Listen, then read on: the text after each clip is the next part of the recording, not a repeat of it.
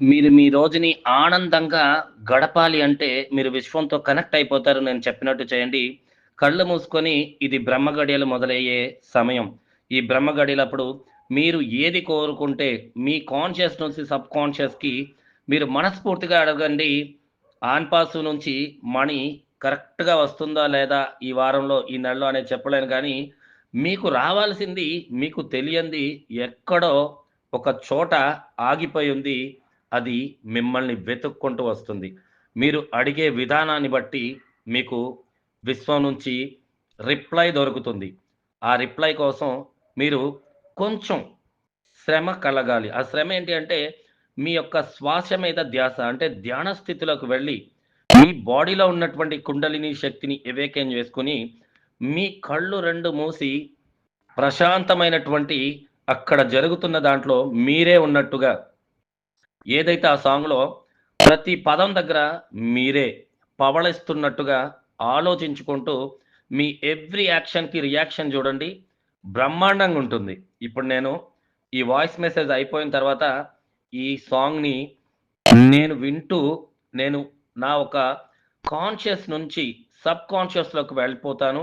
అలా సబ్‌కాన్షియస్‌లోకి వెళితే నిజంగానే డబ్బుని మనం ప్రేమించడం గాదు. మనల్ని డబ్బు ప్రేమిస్తుంది. మనల్ని భోగాలు ప్రేమిస్తాయి. మనల్ని సుఖాలు ప్రేమిస్తాయి. మనకి అన్నీ దొరుకుతాయి. ఫ్యామిలీ నమ్మిన వాళ్ళకి నమ్మినంత విశ్వంలో దొరుకుతుంది. చూసే వాళ్ళకి చూసినంత అద్భుతాలు కనిపిస్తాయి. వినేవాళ్ళకి విన్నంత, మాట్లాడే వాళ్ళకి మాట్లాడినంత, మీరు చేసే ప్రయత్నంలోనే ప్రతిఫలాలుంటాయి. మేబీ ప్రతిఫలాలు చేసే ప్రయత్నాన్ని బట్టి, మన గడియల్ని బట్టి అటు ఇటుగా ఉండొచ్చు. బట్ తథ్యం. వాస్తవానికి మనం చాలా దూరంగా బ్రతుకుతున్నాం అనేది నిజమండి. చైనాని గనక కంపేర్ చేస్తే, చైనీస్ దగ్గర నుంచి మనం చాలా నేర్చుకోవచ్చు. మంచి ఎవరు చేసినా, ఎవరు మంచి గురించి నేర్పినా నేర్చుకోవచ్చు తప్పులేదు. చైనాలో విద్య చూడండి already artificial intelligence, artificial general intelligence, artificial super ఇంటెలిజెన్సీలని వాళ్ళు వాడేయడమే కాదు, వాళ్ళ పిల్లలకి జనరేషన్‌కి కూడా దానిపైన అవగాహన చెప్తున్నారు. బికాజ్ ఎందుకంటే కొన్ని స్పేర్ పార్ట్స్‌ని భారతదేశంలో తయారు చేయాలంటే చాలా ఖరీదుతో కూడుకున్న విషయం. బట్ వాళ్ళ దగ్గర ఉన్నటువంటి అడ్వాన్స్ ఇన్‌ఫ్రాస్ట్రక్చర్‌తో, అడ్వాన్స్‌డ్ మిషనరీ సిస్టమ్‌తో వాళ్ళు ఎంత క్వాలిటీని ఇవ్వగలుగుతారంటే అంత క్వాలిటీని ఇవ్వగలుగుతున్నారు. వాళ్ళ దగ్గర పిండెకి తగ్గట్టు రొట్టెండి. మీరిచ్చే డబ్బుని బట్టి చైనా ప్రొడక్ట్ అంటే చీప్ అని మనం అనుకుంటాం. కొన్ని విషయాల్లో చైనా ప్రొడక్ట్ చీప్ ఏం గాదు. వాళ్ళు చీప్ అండ్ బెస్ట్‌లో ఇవ్వగలుగుతున్నారు. వాళ్ళ దగ్గర ఉన్నటువంటి సిస్టమ్‌ని వాళ్ళు అప్‌గ్రేడ్ జేసుకున్నారు. బట్ మన దగ్గర భారతదేశంలో చూడండి, ఆ హీరో గొప్ప, ఈ హీరో గొప్ప అనుకుంటారు యువత. చిన్న పిల్లలేమో టిక్‌టాక్‌లు, రీల్స్ చేసుకుంటూ, గేమ్స్ ఆడుకుంటూ, మొబైల్ అడిక్ట్ అయిపోయి ఉన్నారు. ఇక పెద్దవాళ్ళంటారా చక్కగా మా అక్క మంచిది, మీ అక్క మంచిది అనుకునే సీరియల్‌లు చూసుకుంటా ఉంటారు. లేడీస్ అందరికీ సీరియల్‌ల పిచ్చి, మగవాళ్ళందరికీ బార్లు, పార్టీల పిచ్చి, ఇక యువతకేమో పనికిరాని రీల్స్ పిచ్చి. మన దేశంలో మన పరిస్థితి ఇలా ఉంది. సో, అదృష్టం ఏంటంటే 3 వైపులా సముద్రాలు, మన పైభాగంలో హిమాలయాలు ఈ భూమికి రక్షణగా ఉన్నాయి. దానికంటే ఇక్కడ భూమి చక్కని వనరుల్ని కలిగి ఉంది. చక్కని వసతుల్ని కలిగి ఉంది. ఇవన్నీ మనకి కలిసొచ్చాయి కాబట్టి, ఏ మాత్రం నిజంగా చెప్తున్నాను, సిగ్గు, బిడియం, భయం అనేవి లేకుండా బ్రతికేస్తున్నారు ఎక్కువ శాతం. ఇంకా తెలుగు రాష్ట్రాల వాళ్ళైతే 4 అడుగులు ఎక్కువే ముందుకేసుంటారు. మీరు చూడండి హైదరాబాద్ మహానగరం నిండా ఒడిస్సా, బీహార్ నుంచి వచ్చిన వాళ్ళు చక్కగా చిన్న చిన్న రిసార్ట్స్ ఏమేమో పెట్టుకొని వ్యాపారాలు చేస్తుంటే, మన వాళ్ళు మాత్రం నేను ఎంబీఏ చేశాను, నేను ఎంసీఏ చేశాను, నేను బీటెక్ చేశాను. నాకు క్వాలిఫికేషన్‌కి తగ్గ ఉద్యోగం కావాలి. మరి బీటెక్ ఈయన ఒక్కడే చేశాడు. ఎంబీఏ ప్రపంచంలో ఈయన ఒక్కడికే ఇచ్చాడు అన్నట్టుగా మన యువత ఉన్నారండి. మీకు చైనాతో పోల్చుకుంటే భారతదేశం ఒక 25, 30 సంవత్సరాలు వెనకబడి ఉంది. వాళ్ళ యొక్క అడ్వాన్స్డ్ టెక్నాలజీ కానివ్వండి, వాళ్ళ ఇది కానివ్వండి. ఇక్కడ ప్రతీదీ కూడా మనది మనం చాలా వెనక్కున్నాం. మనల్ని ప్రభుత్వాలొచ్చి ఏం చేయవండి. ప్రభుత్వాలొచ్చి ఏం చేయవు. మనల్ని మనం మార్చుకుంటూ ఆ పరుగులో, ఆ రేస్‌లో మనం ముందుకెళ్ళిపోవడమే. ఎవరైతే ఆ రేస్‌లో ముందుంటారో వాళ్ళకి ఏఐ టెక్నాలజీ కాదు గదా! ఏఐ టెక్నాలజీ ఏం చేయదు. ఈరోజు భారతదేశంలో అత్యంత నిపుణులైనటువంటి వాళ్ళు ప్రపంచ దేశాలను ఏళ్తున్నారు. వాళ్ళు వెళ్ళిపోయి అక్కడ సెటిల్ అయిపోయారు. చక్కగా వాళ్ళు అక్కడ అన్ని బెనిఫిట్స్ తీసుకున్నారు. అక్కడ అగ్రరాజ్యంలోనే పెద్ద పెద్ద కంపెనీల్లో సీఈఓలుగా ఉన్న వాళ్ళంతా ఎవరండి? ఈ అమెరికన్ కంపెనీస్ అన్నిటికి సీఈఓలు ఎక్కువ శాతం భారతీయులే. బికాజ్ వాళ్ళు అమెరికన్స్ కంటే అడ్వాన్స్డ్‌గా ఉన్నారు. అక్కడికి వెళ్ళి వాళ్ళ యొక్క హవ్వాని కొనసాగిస్తున్నారు. బట్ ఇక్కడ ప్రపంచవ్యాప్తంగా చూసుకుంటే 50% ఇది ప్రపంచ నివేదిక ఇస్తున్నటువంటి ఒక సాడ్ న్యూస్. భారతీయులకి బద్ధకం ఎక్కువ అని వాళ్ళు క్లియర్‌గా చెప్పారు. 100% అది నిజమే. ఎందుకంటే జిమ్ చేయకుండా మనం భోజనం గూడా చేయకూడదు. అంటే వర్కౌట్ అనేది మినిమమ్ వర్కౌట్ చేయకుండా ఆ రోజు మనం ఫుడ్ తినడానికి అనర్హులం అనే నియమ నిబంధనలు చాలా దేశాల్లో ఉన్నాయి. వాళ్ళందరూ వర్కౌట్ చేస్తారు. వాళ్ళు ఏం తినాలో అదే తింటారు. వాళ్ళు ఎలా ఉండాలో అలాగే ఉంటారు. బట్ మనమే 6 పూటలు తింటాం. అర్ధరాత్రులు తింటాం. అసలు మనకున్నటువంటి అలవాట్లు ఏ దేశంలో గూడా ఉండదండి. కొన్ని అలవాట్లు మనయి చాలా అంటే చాలా బ్యాడ్ ఉన్నాయి. యువతలో కూడా చాలా బ్యాడ్ ఉన్నాయి.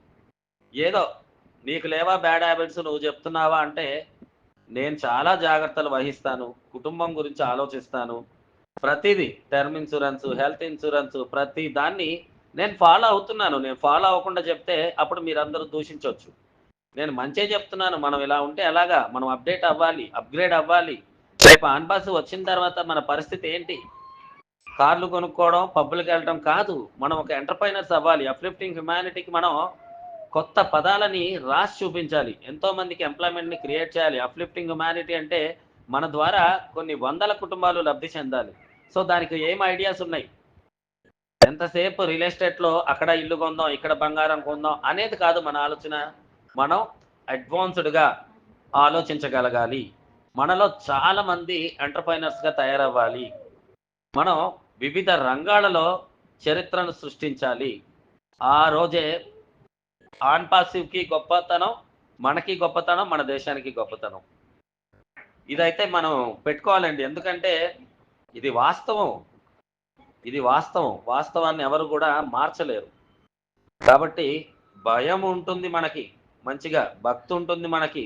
గౌరవం ఉంటుంది మనకి. కానీ వీటన్నిటికంటే ఎక్కువ కేర్‌లెస్ మెంటాలిటీ గూడా మనకే ఎక్కువుంటుంది. చూడండి ఎంతమంది ఆన్ పాస్ వస్తేనే నేను ప పని చేయను. ఆన్ పాస్ ఎలాగో వస్తది. ఇవాళ కాకపోతే ఒక నెల ఆగొస్తది. ఒక నెల కాకపోతే 2 నెలలు ఆగొస్తది. అప్పుడే పెళ్లి చేసుకుంటా. అప్పుడే పిల్లల్ని కంటా. అప్పుడే నేను హ్యాపీగా ఉంటా అనుకుంటారే తప్ప, అది దాని పని అది చేస్తా ఉంటుంది. అదొక సిస్టమ్, అదొక టెక్నాలజీ. నేనేదో ఒకటి నేర్చుకోవాలి. ఇక్కడ నా టైమ్‌ని వేస్ట్ చేయకూడదు. నేను నా స్కిల్స్‌ని ఇంప్రూవ్ చేసుకోవాలి. ఇప్పుడు మళ్ళీ నన్ను తిట్టుకుంటారు. లేదు. అది రాంగ్ అది. ఖాళీగా ఉండడం అంటే చాలా రాంగ్. మీరు ఖాళీగా ఉంటున్నారు. మీ కడుపును ఖాళీగా ఉంచుతున్నారా? లేదు గదా! అప్పు చేయడమో, లేకపోతే తల్లిదండ్రుల పైన ఒత్తిడి చేయడమో, 3 పూటలా అయితే భోజనం చేస్తున్నాం గదా! మనం ఖాళీగా ఉన్నామని మన కడుపును ఖాళీగా ఉంచట్లేదు కదా! పోనీ మన కడుపును ఖాళీగా ఉంచి, పోనీ ఆన్‌పాస్ వచ్చినప్పుడే అన్నీ చేసుకుందాం అని చెప్పి ధ్యానాలు, గీనాలు ఏమైనా చేస్తున్నామా? మెడిటేషన్‌లో దిట్టలయ్యామా? లేదు. మనం చాలా అంటే చాలా వెనకబడిపోయి ఉన్నాం. ఈ విషయాన్ని కొంచెం జాగ్రత్తగా ఆలోచించగలిగితే బావుంటుంది. లేదు అంటే భవిష్యత్తు అంతా అంధకారంగా మారిపోయే అవకాశాలున్నాయి. ఏదైతే ఉత్తరాఖండ్ వరదలొచ్చాయో, అలా టెక్నాలజీలు వచ్చి మనపై ఏకధాటిగా దాడులు చేస్తాయి.